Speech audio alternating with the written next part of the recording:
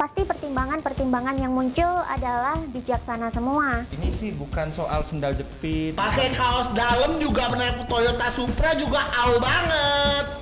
Hubungannya konten yang kayak gini nih, kontennya Bang Rizal Muk ini sama Kebangkitan Nusantara yang dari tadi gua singgung. Ngomong aja lu mau itu. Oke, selamat datang lagi teman-temanku semuanya di Noob YouTube ya guys ya. Perkenalkan, wih gila, gue memperkenalkan diri. Gue nggak pernah memperkenalkan diri belum. Perkenalkan diri ya, gua Noob Heru. Gua dari Lampung Timur ya. Di sini gua mau bikin video. Jadi di sini gua tertarik sama konten yang dibuat di channel YouTube Muk Entertainment. Jadi Muk Entertainment ini kurang lebih channel kedua dari Bang Rizal Muk, yang di sini lebih ke dia sama timnya sama keluarganya gitu yang jadi talent ya. Di sini ada satu konten yang membuat gua benar-benar tertarik, anjas. Jadi di kontennya Bang Rizal Muk yang ini itu gua sangat tertarik karena ngebuat keyakinan gua makin besar bahwa saat ini nih adalah fase kebangkitan Nusantara. Apa itu fase kebangkitan Nusantara? Nanti kita akan bahas di belakang. Oke, kita nonton bersama. Gimana ya, anak muda zaman sekarang tuh agak liar tapi enggak gitu.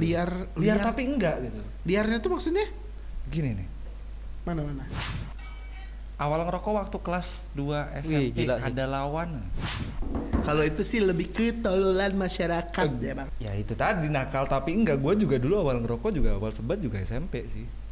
Nah, gua juga iya. Cuman kan laki ya, maksudnya. Ya, is oke lah. Tapi kan, ya. Sebenarnya prinsip sih. Ada juga orang yang sepakat dengan cowok-cewek juga ngerokok juga it's okay lah. Tapi kalau Benar. gua sih sampai mati bini juga nggak akan gua kasih izin untuk ngerokok sekalipun dia nggak Benar. suka gua ngerokok sih. Terus kan yang namanya kayak ya udah kalau lu mau ngerokok, cuma nggak perlu lu nyari lawan gitu di sosial media. Itu yang membedakan generasi sekarang sama generasi gua dulu. Kalau gua tuh nakal tuh ngumpet, bahkan gua waktu sebat ya. Bener. Ya ngumpet kan? Bener bang. Gua waktu sebat tuh ngumpet sebelum kalau gua balik sekolah nih belum ada orang di rumah sebat.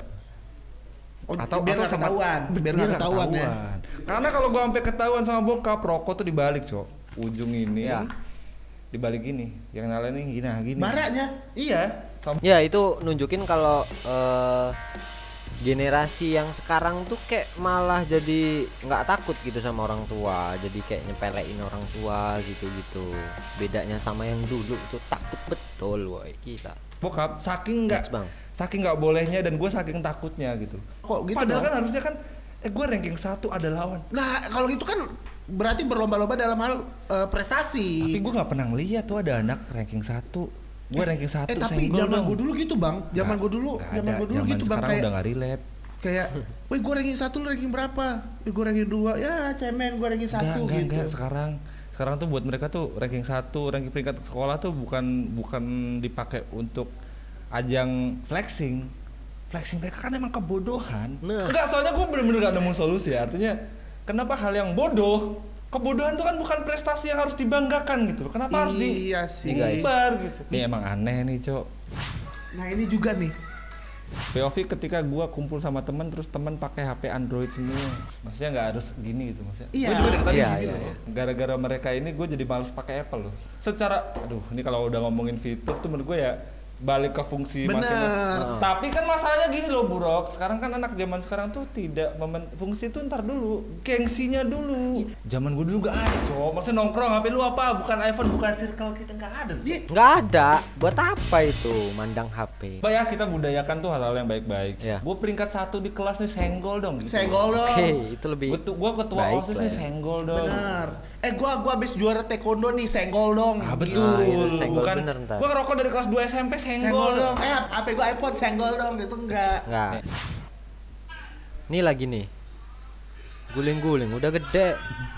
Ini udah pernah gue bahas di video gue sih. Maksud gue, Kan dari gue kira tuh nendang pintu tuh bercanda loh. Kira. Di budaya gue nggak ada, di zaman gue tapi zaman gue dulu kayak gitu bang, maksudnya kayak baru-baru ini lah. mau minta mainan gak dikasih, nendang pintu. Anjing, gue dulu zaman mau beli Jupiter Jet aja gue harus nanam sayuran dulu, nggak di tempat gue kan nanam sayuran ya, harus nanam sayuran dulu, harus kerja dulu. Iya. Emang sama orang tua tuh diajarkan untuk effort dulu. Nice. Emang nendang pintu itu effort ya? Nggak ada Effort bang. Nggak, maksudnya nggak membenarkan hal itu, tapi effort dan nendang sampai sakit lu. Tapi lu kalau mau apa-apa ya nggak harus nendang pintu nggak sih, maksudnya? Ini kan dia jogroknya udah gede sih, nggak mungkin kayak bocah. Iya, dilihat dari poster badannya gede bang.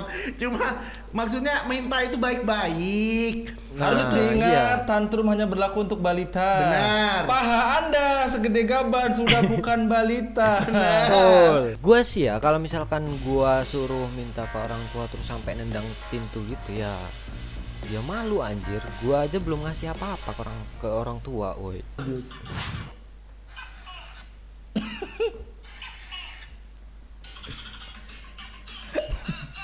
Nah, kalau yang ini nggak apa-apa, 300 sama kandang, Bos. Iya. Kayak seru-seruan lah ya. Aku yang tadi aja belum selesai dia omel-omelin, Bang. Dikasih yang begini. Gini, yang ku khawatirkan dari kalian nendang pintu dan dapat KLX tadi ya. Nah, begini. Nah, ini coba kalau motor ini tuh motor yang dihasilkan dari usaha. Lu bisa dari usaha, kerja keras. Gak mau dia takut rusak deh. Pasti gitu.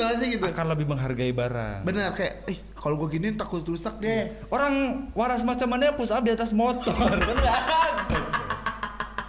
Cuman sini doang. Ya cowok pakai polo shirt itu baju polo, celana bahan pendek, sendal jepit, pakai jam tangan, naik Toyota Supra. Bang, ini sih bukan soal sendal jepit. Pakai kaos dalam juga benar, Toyota Supra juga banget. Nah ya, di sini juga gua ngelihat satu hal yang menurut gua sih bodoh tapi udah menjamur gitu di masyarakat, dimana orang-orang tuh bener-bener standar hidupnya itu materi. Jadi sesuatu yang wah itu cuma materi, selebihnya itu enggak. Semua materi. Wah, anjing banget gua. Ini parah. Ini tolong nih. Gini ya, lu boleh bercandaan sama temen tongkrongan lu apapun. Bebas. Ya. Tapi soal makanan tuh jangan. Asli. Jangan.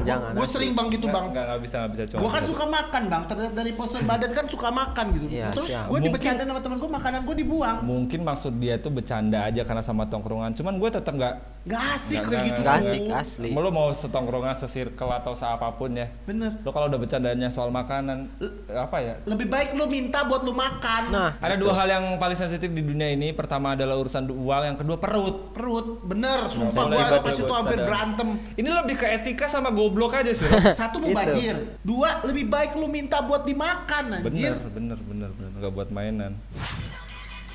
Ini lagi.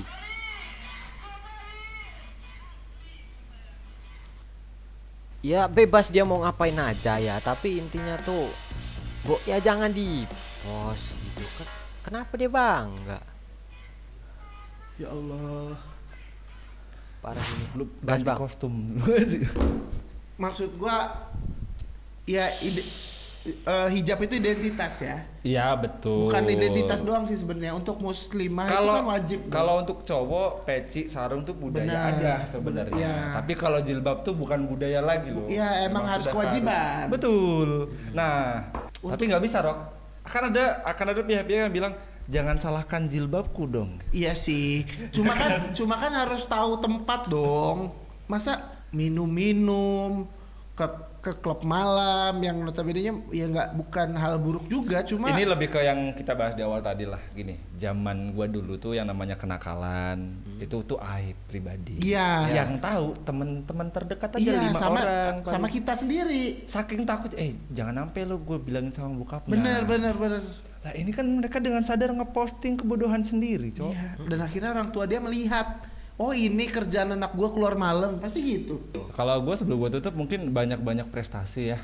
Biar bisa jadi bahan flexingan. Lu kalau butuh bahan flexingan di sosial media lu, banyakin prestasi gitu. Jadi bukan hal bodoh lagi yang lu jadikan bahan flexingan. Udah bodoh ngaku goblok.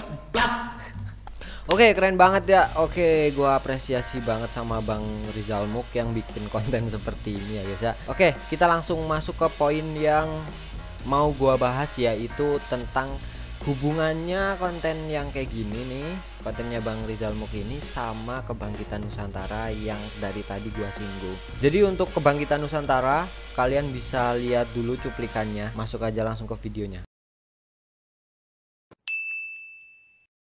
Yang ketiga, ditegakkannya kembali agama Budi.